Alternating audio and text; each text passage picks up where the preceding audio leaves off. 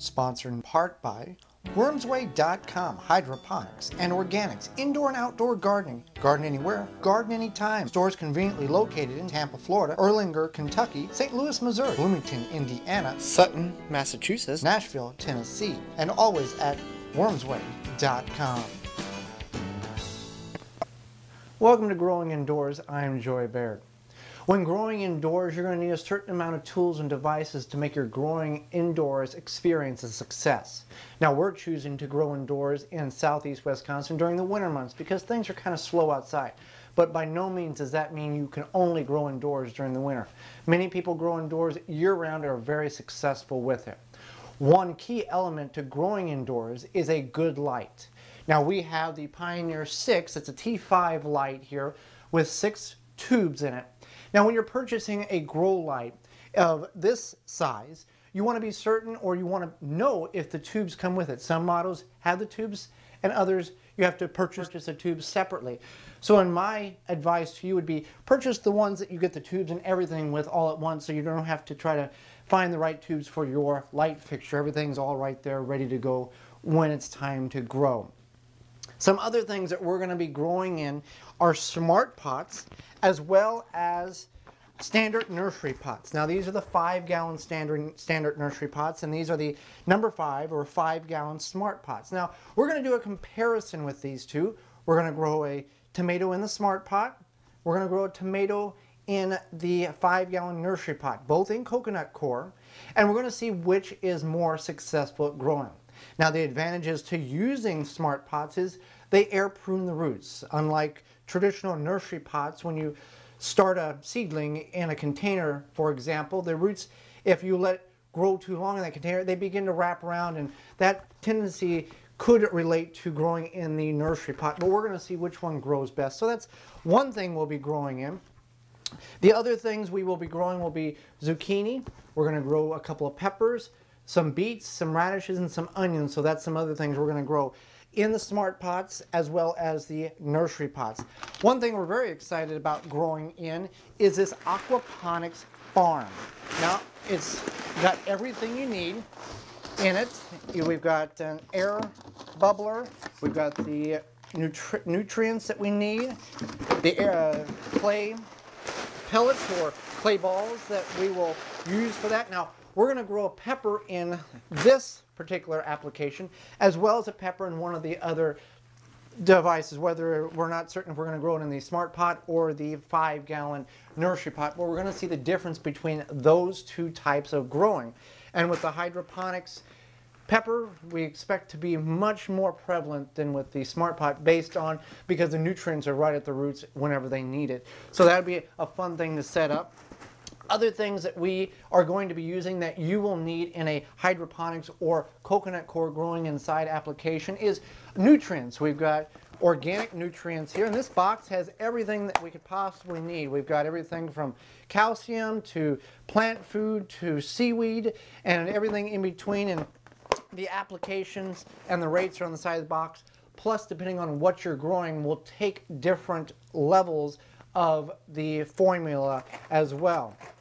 Now, with growing in hydroponics, you're going to need a pH tester or a pH kit. And that's also what we have. This is for general hydroponics, a pH control test kit. Now, this will not work if you take it out and try to use it in the soil of your garden. This is designed strictly for hydroponics, and we can test and get the levels correctly, the pH levels, which is a key to growing in hydroponics. Other things we are going to grow in, we've spoke about the coconut coir, so let's take a look at the coconut coir. Coconut coir is a byproduct of the coconut industry. When they shell out the coconut, the fibers of the core, the outer shell of it, is a great medium to grow in. Now, there's nothing wrong with coconut coir. There's no harsh or weird smell to it. It's very absorbent, and it'll hold the water real well, and it works really well. And we recommend coconut coir or coconut fiber, based on the term you want to use, for any type of indoor growing or container growing because of the renewable resource that the coconuts provide versus the traditional peat moss that many people are used to using. The peat moss bogs are being depleted.